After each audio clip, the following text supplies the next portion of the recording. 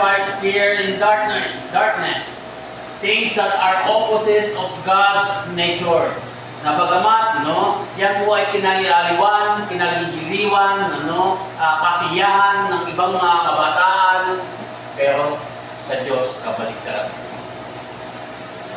Sapagkat ang prinsipyo ng salita ng Diyos ay hindi sang-ayon sa prinsipyo ng sarili. Okay? Ang tao po ba, pag namatay, babalik po ba siya ulit? Hindi na. It is appointed unto man once to die after this judgment. Wala na pong multo na pag-alagalit yan. Kung mayroon mga multo na pakakita mo na amoy mo yung dating namatay, na mag-anak, hindi siya yun. Take note, si Satanas ay manggagaya. Si Satanas ay manluloko. Kaya bang gawin niya ni Satanas? Yes. Bakit? Si Satanas ay makapangyarihan. So, deceiver, accuser si Satanas. So, manlilin lang. At pwede niya tayong linlangin. Para yung kaluluwa babalik dito, yun na yung maraming babalik. Sapagkat kung yun ay tumanggap sa Panginoon, nasa langit na yun. Kung hindi yan tumanggap sa Panginoon, namatay, nasa impyerno na yun. Dalawa lang naman ang destinasyon ng tao. Langit o impyerno. No more, no less. Wala namang limbo. Ano po ba yung limbo ba? So, yung limbo, kulang pa ng dasal. Kailangan dasalan pa, baka sakaling mapunta, pakinggan ng Panginoong pumunta ng langit. Yun po yung limbo. Kalagyan ng mga kaluluwang hindi pa tahimik, hindi pa tahimik. Okay? Kulang pa ng hustisya. Kaya ang ginagawa ng iba, nag-hire ng ministro, kumpare, sementeryo para basbasan, ipanalangin yung patay para sakaling pumunta ng langit. So, take note. Ang sabi ng Bible, Hebrews 9:27, may tinagda sa tao minsan na lang mamatay pagkatapos ay pagturo. Pag dinuman ng Diyos, harap sa Panginoon. At pagharap niya sa Panginoon, hatulan ng Diyos.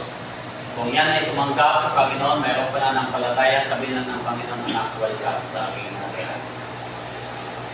Pero pag wala sa Panginoon, sabi ng Revelation chapter 20, verse 14 and 15, ibubulit sa dagat-dagatang apoy o impyerno. Yun ang sabi ng ganda ng Diyos. Kaya wala talaga. Okay? Kung mayroon man, diba, nakita ka, umulto sa iyong patingin, hindi mo. Hindi na daya ka sa Satanas. Sapagkat si Satanas ay manggagaya. Okay? So as Christians, the question is, how should we respond? Paano tayo mag-respond, sa sitwasyon, kagaya kahapon, sa ngayon? God's Word gives us clear direction.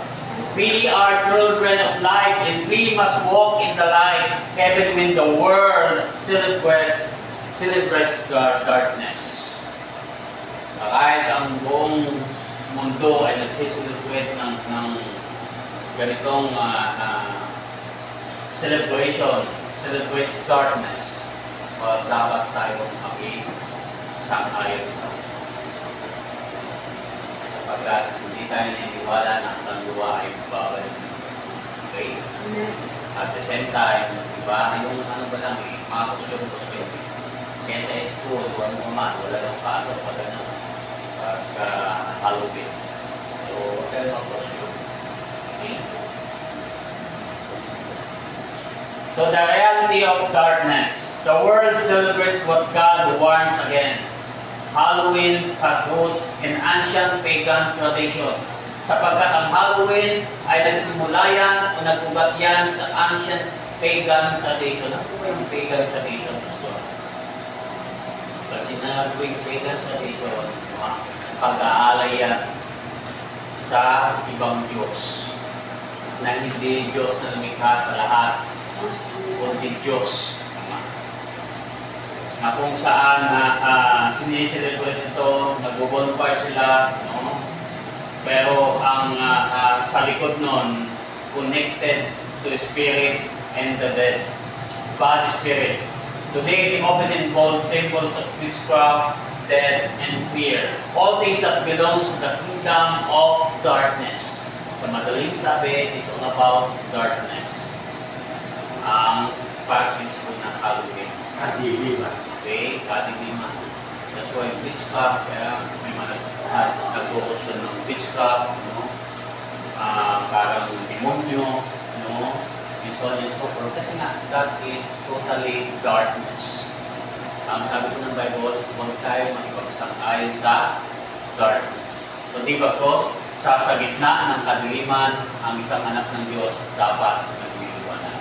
Amen? Amen. Deuteronomy chapter 18 verse 10 to 12. Sabi ko ng Deuteronomy chapter 18 verse 10 to 12. Basahin po natin sa screen, sa TV. Ano sabi po dyan? Verse 10 to 12 ng Deuteronomy 18. There shall not be found among you any one that maketh his son or his daughter to pass through the fire, or that useth divination, or an observer of times, or an enchanter, or a witch. Kita nyo na, diba may mga nagpapakus ng divination, hindi po yan sa Panginoon. Or observer of times, mga enchanter, and witch, 11, or a charmer, or a consulter with familiar spirits, or a wizard, or necromancer. Ano po yung necromancer? Sa Tagalog. Ano ba yan? Saan ko nga po sa Tagalog? Deuteronomy chapter 18, Verse 10. 10 to 12. Basahin ko.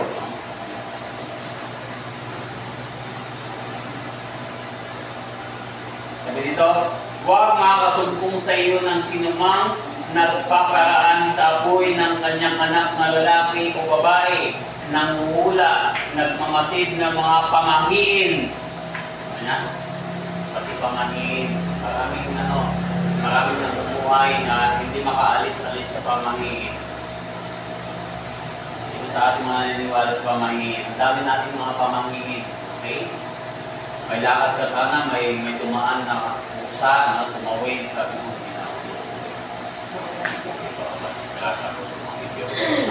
di ba? Pamahiin yan, di ba? Ano po yung mga pamahiin na alam po ninyo, Nalaglag yung kato, Sabi mo, di ba? Baka may madidisgrasya. Nabasa ka sa salamin. Diba? Nabasa ka sa salamin. Okay? Nalaglag yung kato, sabi mo, ikutin ko kasi para mapilit niya yung manabel. Ganun po ba mga pamahiin? Ano po ba mga pamahiin? Huwag isuot ang damit pangkasal kung hindi pa kinakasal o mong sukatin. Saan ang galing yun? Ang tradisyon. Diba?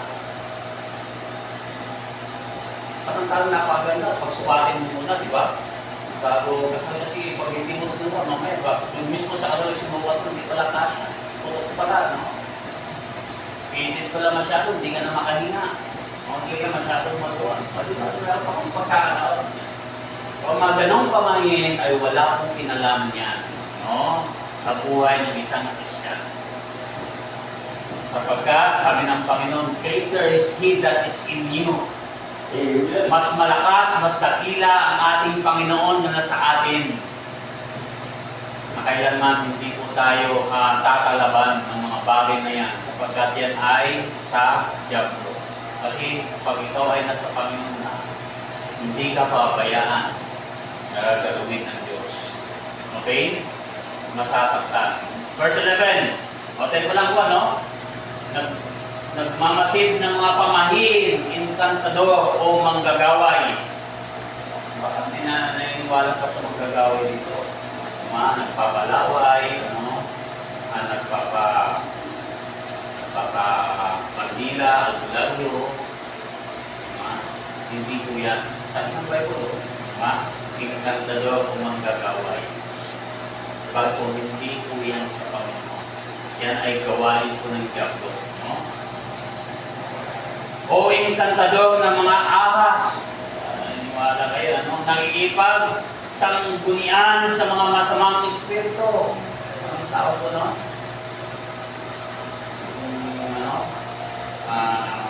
Pungsoy, no? Nakipag-usap sa espiritu, no? Spirit of faith. Yang espiritu paglas, lalo po bago sa ita, no? Ayan, ang tawag na napakaliwanag ko dito, no? Umahiko o sumasangguni sa mga patay. Verse 12, sapagkat sino mang gumagawa ng mga bagay na ito ay karumal-dumal. Ito. Karumal-dumal sa Panginoon at dahil sa mga karumal-dumal na ito ay pinalalaya sila ng Panginoon mong Diyos sa harap mo. Abomination, di ba? The Lord thy God. Abomination sa Panginoon, karumal-dumal. Bakit po, no? Sabi ko ng Bible, a righteous man, a prayer of a righteous man availeth much. Kaya pag ang Kristiyan matamat yung kanyang panalangin, ang staik pa niya yung mga gumagawa ng mga lungkot bagay. Amen? Ano ba po, no? Satan wants to normalize evil so that sin looks fun or harmless. Na kunwari, ano? Pero hook po yun ni Satanas. Kasi ang tao kapag na-entertain, hindi niya nalalaman na yun ay kasalanan. Diba? Oo naman eh, hanggat ang isang tao na-entertain, masaya siya sa kanyang ginagawa, hindi niya makapansin na yung ginagawa ay kasalanan na masama sa harapan ng Diyos. Pero sabi ng Panginoon, kaumal-dumal. Okay?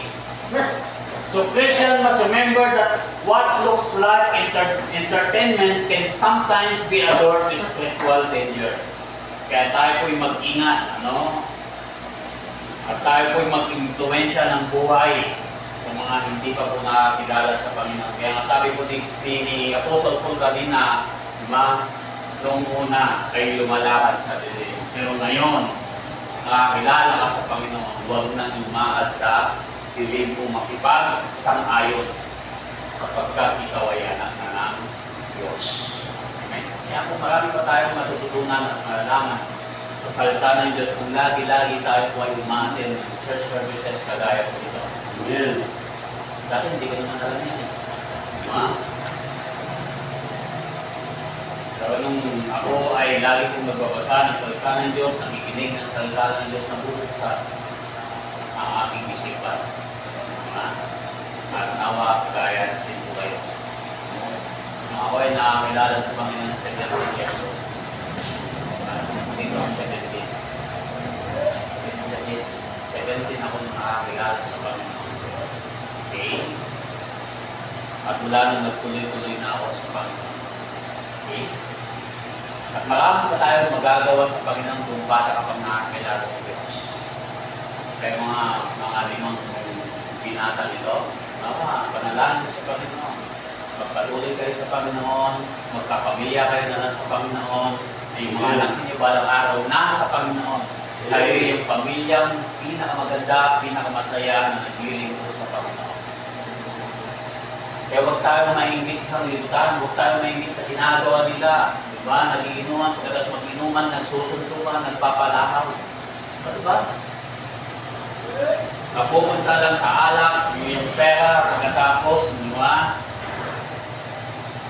Pag nawala na yung lasing, pagtukot mo, nasa na yung pera.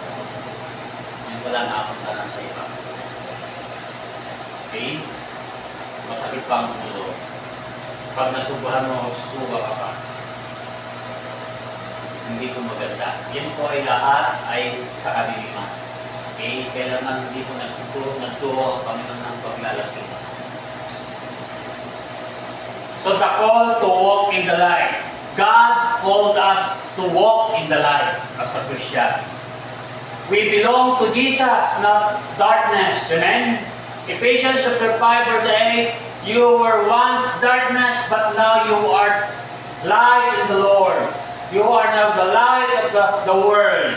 When we accepted Christ, He brought us out of darkness into His marvelous light na tayo po ay inalis ng Panginoon sa